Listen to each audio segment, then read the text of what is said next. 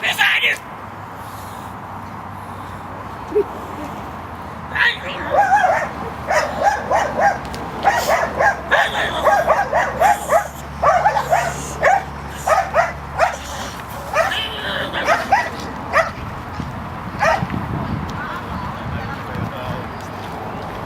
Onneksi teillä Epsoussa ei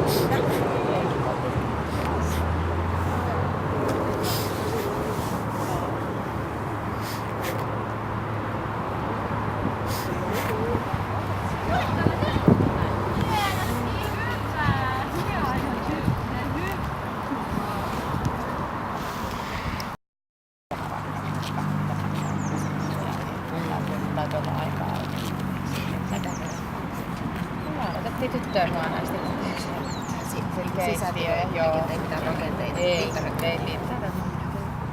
Itse siis, joo. Siinä menee punaista tälleen peltavan välistä.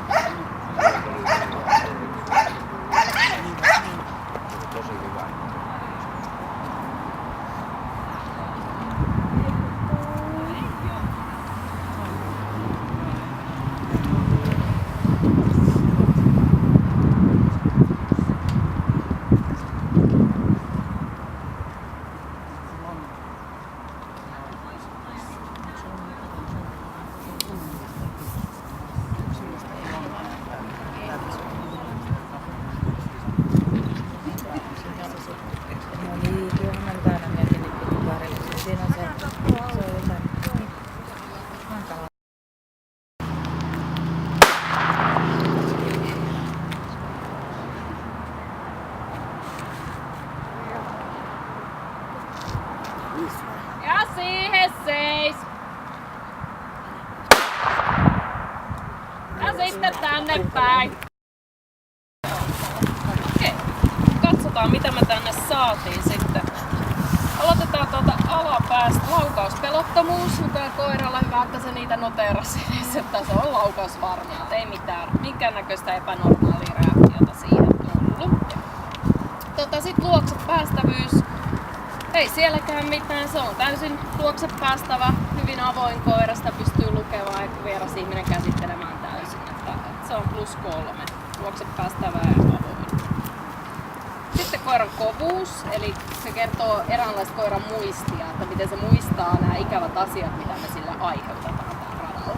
No me nähdään ihan selkeästi, että se muistaa ton kelkan, se muistaa meidän haalarin, siitä tulee pientä väistöä.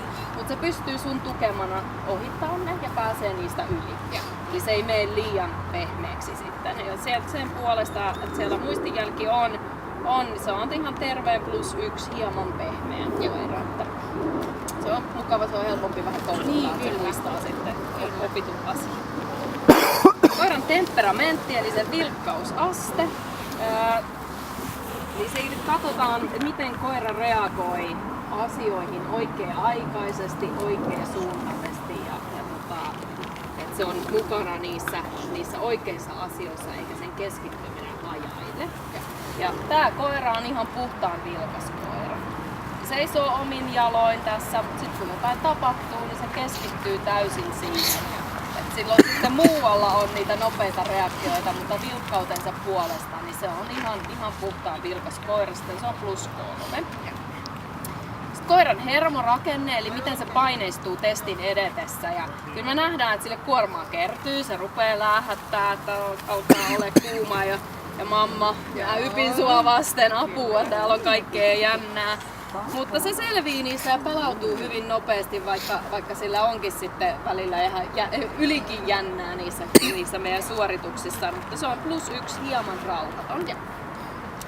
Taisteluhalu, eli mikä on sen leukojen ja lihasten käyttö, miten se haluaa taistella jotakin vastaan tai taistella jotakin kohden, haluamansa suuntaa kohden. Ja koiralla se on niin suuri, että se jopa kelkalla osoitti erittäin suurta taistelutahtoa. Se jäi sille vähän päälle se kelkka. Me jouduttiin ottaa kelkkaa pois, jouduttiin palauttelemaan sitä pitkään. Se ei millään, se vaan taisteli. Mutta sitten muualla se ei osoittanut, että sillä olisi niin kauheasti jäänyt nämä asiat päälle. Eli me jätettiin se tähän +3 suureen.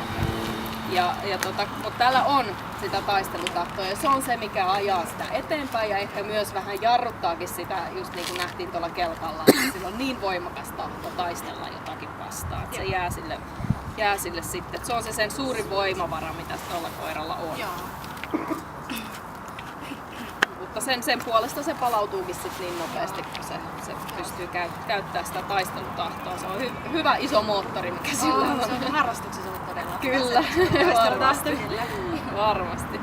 Sitten sen puolustushalu, kun kävelitte tuonne kulmaan, miten se puolustaa teitä tiiminä. Kyllähän se puolustaa, mutta se ei ole semmoinen räkivä ja raivokas puolustus, vaan se on kohtuullinen ja hillitty. Ihan turvassa pystyt sen kanssa nakkikioskilla käymään. Varmasti puolustaa sua, mutta se pysyy sitten hillityn rajoissa. Ja mikä kivointa taas tälläkin koiralla, niin se palautui saman tien sitten sen hyökkäyksen jälkeen oli ystävällinen hyökkäys. Sitten tuo terävyyshyökkäys, eli koiran aggressiokynnystä mitataan siinä seinäkokeessa.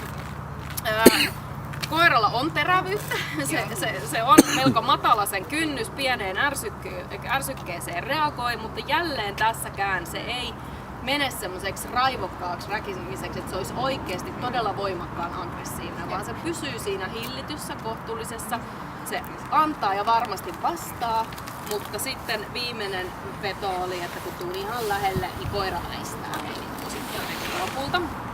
Ja sitten koira +3 kohtuullinen ja mikä jälleen kerran parasta, niin ilman jäljelle jäävää hyökkäyshalua. Se oli täysin ystävällinen, ei tullut pientä. Hyvin reilu peli. Koiran toimintakyky, eli miten se pystyy toimimaan itsenäisesti ja ratkaista nämä ongelmat omin jaloin. Eli sitä voidaan kuvaa eräänlaisena rohkeutena. Tuossa kelkalla pikkasen sitten huomattiin, että se toimintakyky ei riitä sitten, kun se taistelutahto jää päälle, että se pystyy sitä itsenäisesti ratkaisemaan. Se jouduit antaa paljon apuja, että se rohkeni tulla siihen. Mutta sitten pimeässä huoneessa ihan kivasti ratkaisi. Jälleen siellä nähtiin, että se ei ole mikään järjen rohkea koira, että se menisi ihan seinien läpi sinne sun luokse vaan se joutui käyttämään ja vähän miettimään, että miten se kulkee ja ratkaisi nämä jutut. Mutta ei siinä mitään, se on kuitenkin +1 kohtuullinen, että säilyy tuolla plussan puolella, että kyllä sillä toimintakykyykin löytyy. Sitten tulee pisteitä, pluspisteet 184 ja ei ole mistään mitä velottaa, niin ne jää sitten loppupisteiksi teille. Tämä oli ainutkertainen kokemus tälle. Hyvä. Kiitos kun kävitte testissä. Kiitos. Hyvä kaveri. No niin.